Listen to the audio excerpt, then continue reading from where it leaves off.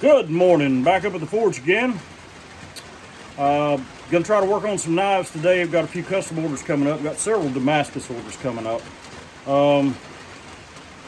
Having a little trouble getting some of the steel I need to make the Damascus. But luckily, I have a billet left over from a previous build where I'd made extra and didn't need it. I always make extra because when you're making Damascus, you may have a billet fail, and well, it's easier to just have an extra. But I do have an extra. It's good steel. I'm going to use it. I'm going to forge a Damascus dirk for a client. Mini dirk. Dirk usually had a 10-inch blade. I'm not going to try to get a 10-inch blade. I want it small enough to be reasonable to actually carry around. I plan on using low layer Damascus for the blade and wrought iron for the guard, and maybe also for the pommel. But we're going to work on the blade today, and I'm going to try and get a start on the pommel. Or on the guard. I'm going to show you, hopefully, how I punch the guard and hot fit it to the blade so that everything comes out nice and tight when I get ready to assemble. That's the goal for today. We'll see how it goes. Hang around and let's see. So we're waiting on the fire to warm up. While we're doing that, this is our starting stock. Still got the handle welded on it from when I made it. It's about roughly 1 inch wide by 3/8 inch thick. Now I would like for this to be about 1.5 inches wide at the base of the blade, tapering out to a point with probably, I don't know, 4.5, 5 inches of Tang, because the dirk's going to be a through Tang design. So it's going to be close, but I think I've got enough stock. We'll get it hot and see what happens. So we're starting out with the power hammer. You can see I have saddle dial on there and a little jig, which is just a piece of 3/16 flat stock welded with a tab so I can clamp it onto the power hammer handle. Now I want my blade to be about 3/16 thick, so I'm using that for a guide, just to make sure I don't smash this too thin.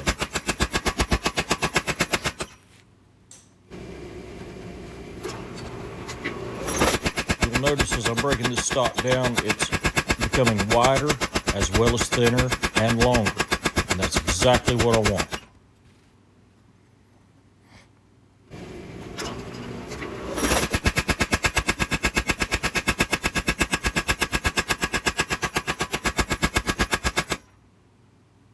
That's getting to be about the right thickness.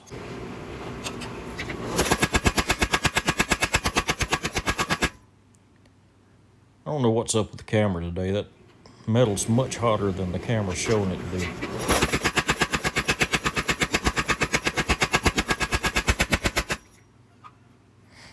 It's going a little banana shape. That's okay. We'll straighten it up in a minute.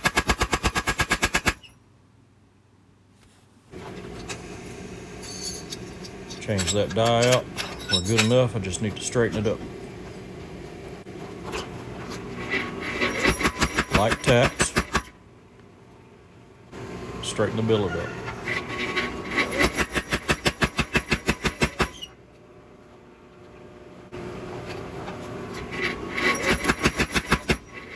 Yep, that's it. It's going to be pretty well nice and straight. Be ready to move on to the next step, which will be forging in the Tang.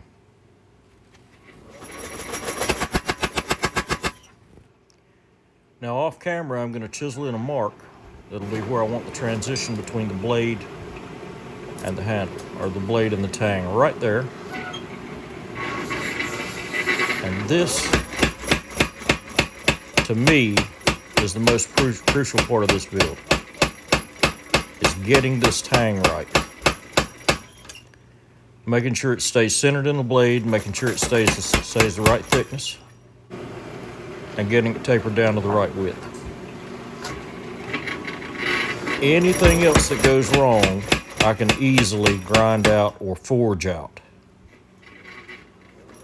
But if this Tang goes sideways, it's hard to get it straightened back up.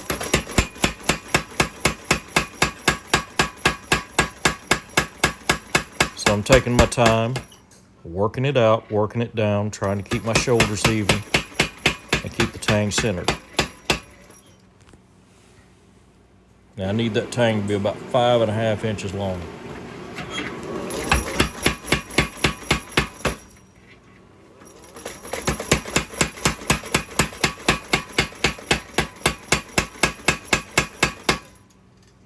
And it's really getting there pretty good so far.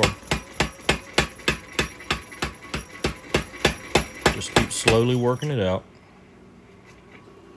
Like everything else, this can be done on the anvil with a hand hammer.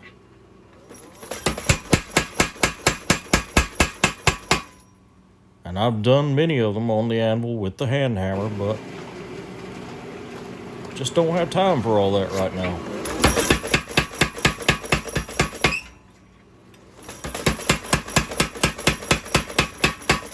Oh yeah, that's looking nice.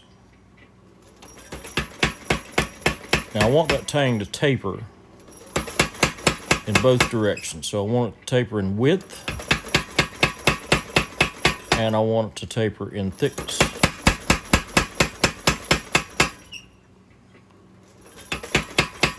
It's getting to be about the right length. Thickness is looking pretty good.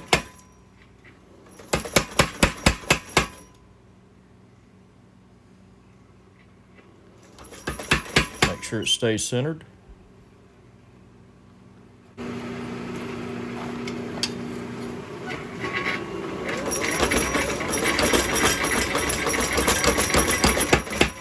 Now I'm just barely tapping it. Straighten it out.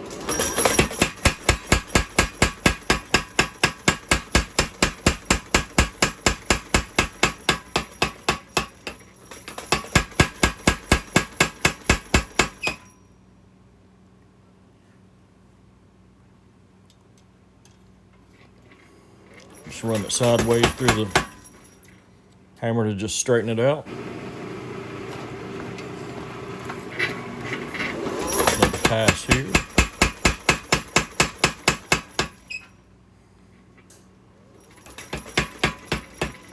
Looking good.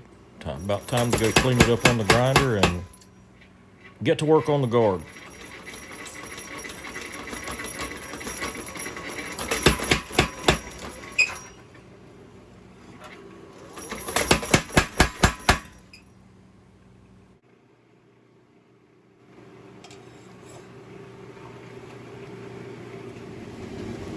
We're at the anvil now, and that's a piece of old wagon tire, wrought iron. And I'm using my old slitting punch that I forged in a previous video. And I'm just gonna knock a slit or slot in that wrought iron. Give it a couple of taps, turn it around, tap it a couple times the other way. That helps keep everything centered and keep everything straight. Helps negate any problem with having your punch get too far to one side or the other. That's a good start. Cool it off a little. And get the iron back in the fire.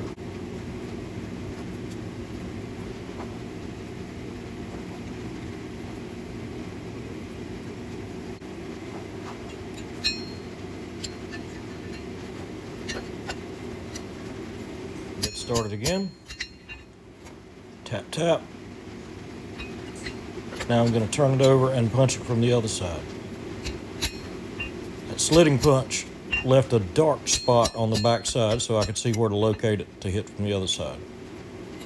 Good enough. Warm it up. Smack it again.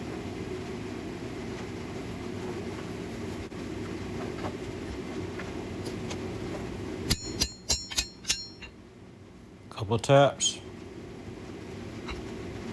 turn it over,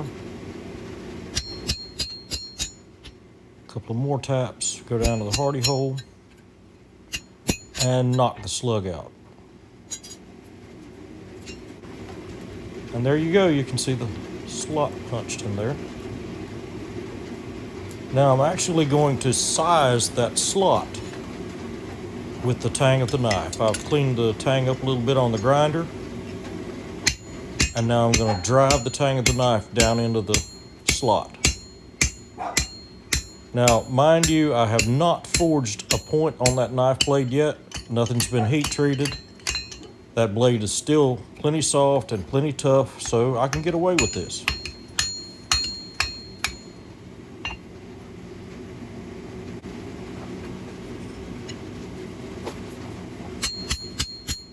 So you can see, when you're working wrought iron, it's got to be nice and hot, and you've got to keep it hot, or wrought iron will split, get stringy. You can get cracks in it. So I'm only going a little bit at a time, working fast so I don't overheat the tang of the knife.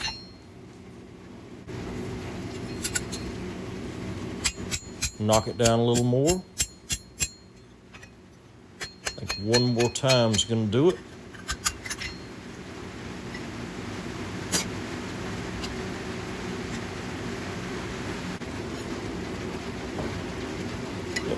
Last heat. Now I'm going to drive that down far enough so that the actual back of the blade will make a recess, will make a groove in the wrought iron, so the blade actually sits back into the guard a little bit. And we're done with that. Now I've been in there, I've cut the wrought iron off, and you can see I've cut it down, rough shaped it.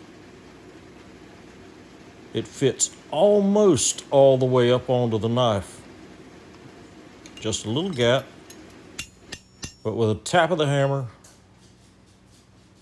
you get a nice tight fit. So let's clean this blade up and do a little test etch and see what everything looks like.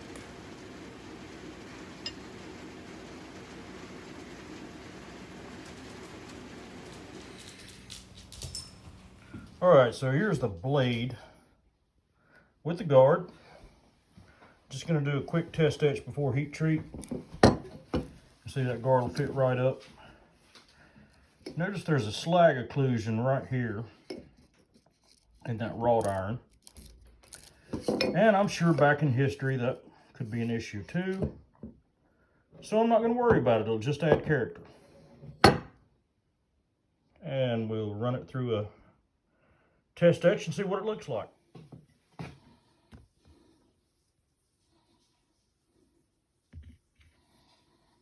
Well, looks like it's coming along pretty good. Don't want to etch too deep. Like I said, this is just a test etch. Let's go wash it off. Well, that's going to be a really nice pattern. And you can see the grain in the wrought iron. There's that slag occlusion. Won't matter, blend right in. This is going to be an absolutely beautiful piece. I'm pretty sure this client's going to be really happy with this. As long as it doesn't fail in the heat treat, this is going to be one of my best. Because Mama's fixing one of my favorites that I haven't had in a long time, and I'm gonna go have supper with my folks. Gonna have chicken livers and gravy and biscuits. Now you can say what you want to about the humble chicken liver, but if you eat any kind of liver, you sure ought to eat a chicken liver. That is good stuff. Anyway, if you're still here by the end of this video, I appreciate you watching. Appreciate you standing by. Be sure and hit the subscribe button. Hit that bell so you get the notifications when we have new content. I appreciate you watching very much. Love it if you'd leave us a comment in the comment section. Let us know what you want to see. Maybe we can work out something for future content. Other than that, God bless you and have a great evening.